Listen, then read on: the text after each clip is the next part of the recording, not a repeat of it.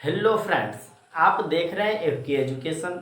आज के इस क्लास में हम बात करने वाले हैं class 10th physics chapter number 1, जिसमें आगे बढ़ते हुए आज मेरा क्लास नंबर 6 है। इससे पहले हम पढ़ चुके हैं कि प्रकाश क्या है, प्रकाश के प्रवर्तन क्या होते हैं। अगर आप मेरा वो वीडियो नहीं देखे हैं तो वीडियो के डिस्क्रिप्शन में उनका लिंक मिल जाएगा, आप वहाँ से उन वीडियो को देख सकते हैं। आज का मेरा टॉपिक है दर्पण, यानी जिसे इंग्लिश में मिरर कहते हैं। मिरर के डिफिनेशन की बात करें, यानी दर्पण के डिफिनेशन की बात करें तो वैसा चिकना और चमकीला सतह जो नियमित रूप से प्रकाश को परावर्तित करता है तथा जिसका एक सिरा रचित या कलय आवश्यक हो। यानी दर्पण क्या हुआ कि वैसी चिकनी और चमकीली सतह जिसका एक सिरा रचित या कलय आवश्यक है तथा जो नियमित रूप से प्रकाश को परावर्तित करता है, दर्पण कहलाता है। एक बार और डिफिनेशन को सुने कि वैसी चिकनी और चमकीली सतह जो नियमित रूप से प्रकाश को परावर्तित करता है तथा जिसका एक सिरा रचित या कलय आवश्यक है। दर्पण की बात करें तो दर्पण को 3 पार्ट में यानी 3 भागों में बांटा गया है। दर्पण को कितने भागों में बांटा गया है तो दर्पण को 3 भागों में बांटा गया है। फर्स्ट यानी समतल दर्पण, जिसे इंग्लिश में प्लेन मिरर कहते हैं। इससे पहले टॉपिक में हमने प्लेन मिरर को डिटेल्स में समझे हुए हैं। आपको उस टॉपिक का लिंक वीडियो के डिस्क्रिप्शन में ही मिल जाएगा। उसके बाद दूसरा मेरा टॉपिक है क्या, गोलीय दर्पण। और आज हम बात करेंगे गोलीय दर्पण के ही ऊपर, यानी गोलीय दर्पण जिसे इंग्लिश में स्फेरिकल मिरर कहते हैं। गोलीय यानी गोले की तरह रहेगा। परबेलियक दर्पण यानी पाराबोलिक मिरर। यानी गोलीय दर्पण की बात करें तो गोलीय दर्पण होता क्या है। गोलीय दर्पण के डिफिनेशन की बात करें तो वैसा परावर्तक सतह, गोलीय दर्पण के डिफिनेशन में आप लिख सकते हैं कि वैसा परावर्तक सतह या जिस दर्पण का परावर्तक सतह किसी खोखले गोले का एक भाग होता है उसे गोलीय दर्पण कहते हैं। आप किस तरह से डिफिनेशन लिख सकते हैं कि जिस दर्पण का परावर्तक सतह किसी खोखले गोले का एक भाग होता है उसे गोलीय दर्पण कहते हैं। एक बार और गोलीय दर्पण का डिफिनेशन सुने कि जिस दर्पण का परावर्तक सतह किसी खोखले गोले का एक भाग होता है उसे गोलीय दर्पण कहते हैं। जैसे देखिए, ये एक गोला है, ये क्या है, ये एक गोला है और इस एक गोले को मान लीजिए एक भाग को हमने काट दिए। तो देखिए इस एक गोले के इस भाग को अगर काट दीजिए तो ये इस तरह से बन जाएगा। और ये इस तरह से बनने के बाद देखिए ये एक दर्पण का निर्माण हो गया। लेकिन इसके एक सिरा दर्पण में क्या होता है कि इसका एक सिरा रचित या कलय आवश्यक होता है। तो मान लीजिए इसके पिछले सिरों को यानी बाहरी सिरों को कलय कर दिए, पेंट कर दिए। मान लेते हैं इसी दर्पण के इसके इस सिरा यानी इस भाग को कट कर दिए। तो इस भाग को कट करने के बाद देखिए ये इस तरह का बन गया। तो यानी दर्पण हम क्या बोले कि जिस दर्पण का परावर्तक सतह किसी खोखले गोले का एक भाग होता है। तो देखिए ये खोखला एक गोला है, गोला में क्या होता है, गोले अगर आप कभी बनाइएगा तो उसमें एक सेंटर भी होगा। तो ये गोला का क्या है, सेंटर भी है। तो देखिए ये एक गोला है, इस गोले का एक भाग है। तो इस गोले के एक भाग को ही हम क्या कहते हैं, गोलीय दर्पण। तो गोलीय दर्पण क्या होता है कि गोलीय दर्पण यानी कि जिस दर्पण का परावर्तक सतह किसी खोखले गोले का एक भाग होता है उससे हम गोलीय दर्पण कहते हैं। गोलीय दर्पण आपने देख लिया। अगर गोलीय दर्पण में हम बात करें तो ये क्या है, गोलीय दर्पण को 2 भागों में बांटा गया है। यानी अवतल दर्पण जिसे हम अभिसारी दर्पण भी कहते हैं, इंग्लिश में बात करें तो कनकेव मिरर। उत्तल दर्पण जिसे अपसारी दर्पण भी कहते हैं, इंग्लिश में बात करें तो कॉन्वेक्स मिरर। यानी अवतल दर्पण होता क्या है और उत्तल दर्पण होता क्या है, हम यहाँ पे उन्हें समझते हैं। अवतल दर्पण यानी जिस दर्पण का परावर्तक सतह, पहले एक बात और समझ लें। आप जो ये देख रहे हैं, देखिए ये जो है, ये देखिए ये जो है इसको हमने क्या कर दिया, ये जो देख रहे हैं आप, ये क्या है, रजतित। इसे हम क्या कह सकते हैं, रजतित या कलय, रजतित या कलय या पेंट करना। और ये भाग जो देख रहे हैं जिसे बचा हुआ भाग, इस भाग का नाम हम देते हैं परावर्तक सतह। तो यानी क्या है, परावर्तक सतह। तो हम इसका डिफिनेशन यानी देखिए उसी तरह इसमें भी क्या है कि इस भाग का नाम हो गया परावर्तक सतह और इस भाग का नाम हो गया रजतित या कलय। तो हम इसे इस तरह से डिफिनेशन लिखेंगे। देखिए ये क्या हो गया, इस दर्पण का नाम देखिए ये क्या है, बाहर से कलय किया हुआ है, इस दर्पण को अंदर से हमने कलय किया हुआ हो। तो यानी इसमें हम डिफिनेशन लिखेंगे, जिस दर्पण के परावर्तक सतह को यानी जिस दर्पण का परावर्तक सतह अंदर से रजतित या कलय किया जाता है, जिस दर्पण का परावर्तक सतह अंदर से, ये देखिए ये इसमें ध्यान दीजिए, अंदर से अंदर से यानी जिस दर्पण का परावर्तक सतह अंदर से रजतित या कलय किया जाता है उसे कॉन्वेक्स मिरर यानी उत्तल दर्पण कहते हैं। तो आपको इस डिफिनेशन को इस तरह से याद रखना है। डिफिनेशन यानी उत्तल दर्पण क्या होता है, तो जिस दर्पण का परावर्तक सतह अंदर से, देख सकते हैं आप, अंदर से रजतित या कलय किया जाता है उसे उत्तल दर्पण कहते हैं। और उत्तल दर्पण को अपसारी दर्पण भी कहते हैं, जो बहुत बार एग्जाम में पूछा गया है कि उत्तल दर्पण को कौन कौन दर्पण कहते हैं, तो उत्तल दर्पण को अपसारी दर्पण भी कहते हैं।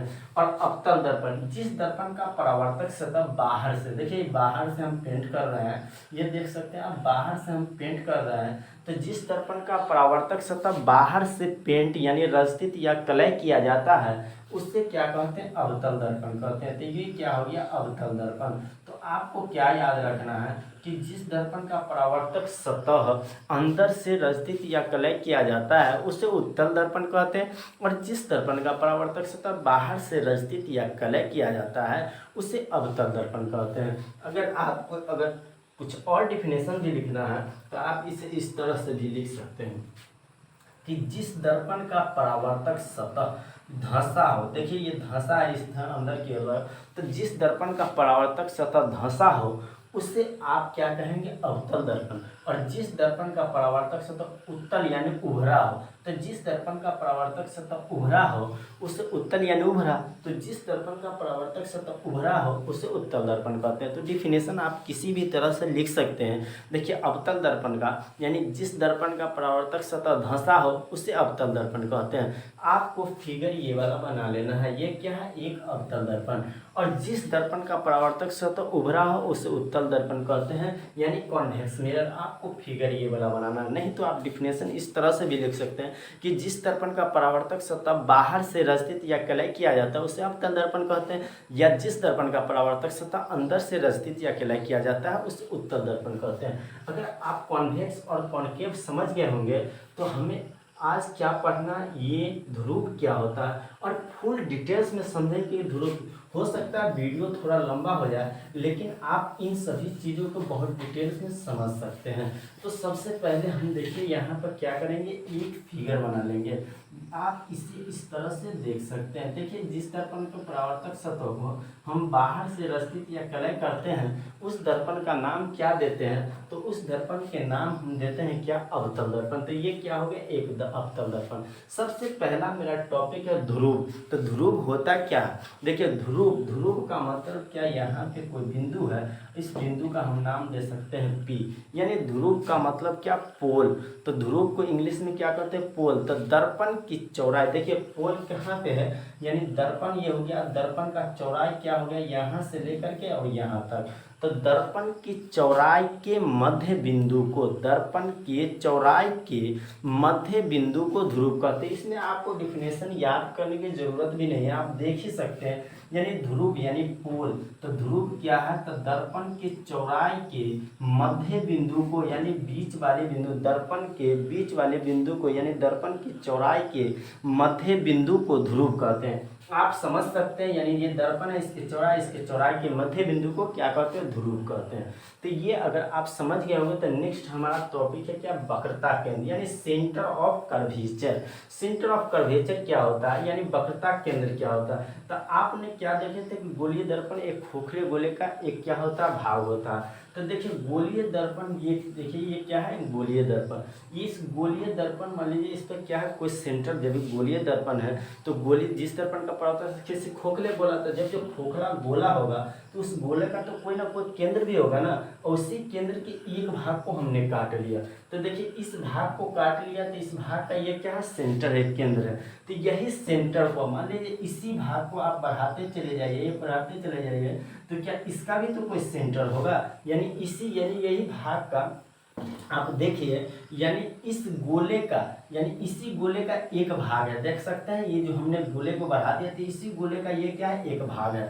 तो क्या हम कह सकते हैं कि गोलीय दर्पण जिस खोखले गोले का, यानी खोखला गोला है ना, ये गोला जो है खोखले गोले का एक भाग होता है, उस गोले के केंद्र को वक्रता केंद्र कहते हैं। यानी वक्रता केंद्र क्या हो गया, सेंटर ऑफ कर्वेचर, यानी सी, जिसे सी से सूचित करते हैं, और ध्रुव को पी से सूचित करते हैं। तो क्या लिखिएगा, ध्रुव में सबसे पहले दर्पण की चौड़ाई के मध्य बिंदु को ध्रुव कहते हैं, इसे पी से सूचित किया जाता है। अब देखिए सेंटर ऑफ कर्वेचर यानी क्या कि वक्रता केंद्र। तो वक्रता केंद्र होता क्या, तो हम वक्रता केंद्र को इस तरह से समझ सकते हैं कि गोलीय दर्पण जिस खोखले गोले का एक भाग होता है, उस गोले के केंद्र को वक्रता केंद्र कहते हैं। डेफिनेशन समझ चुके होंगे।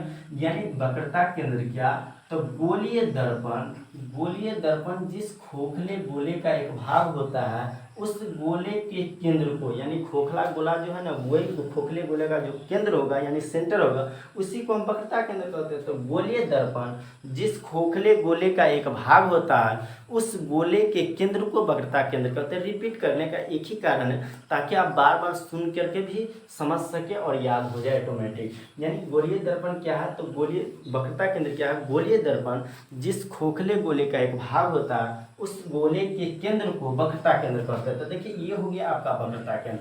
अब नेक्स्ट हमारा टॉपिक क्या, मुख्य अक्ष, या जिसे हम प्रधान अक्ष भी कह सकते हैं। तो मुख्य अक्ष क्या है, तो देखिए मुख्य अक्ष का मतलब क्या, ध्रुव और वक्रता केंद्र, ध्रुव और वक्रता केंद्र को मिलाने वाली सरल रेखा।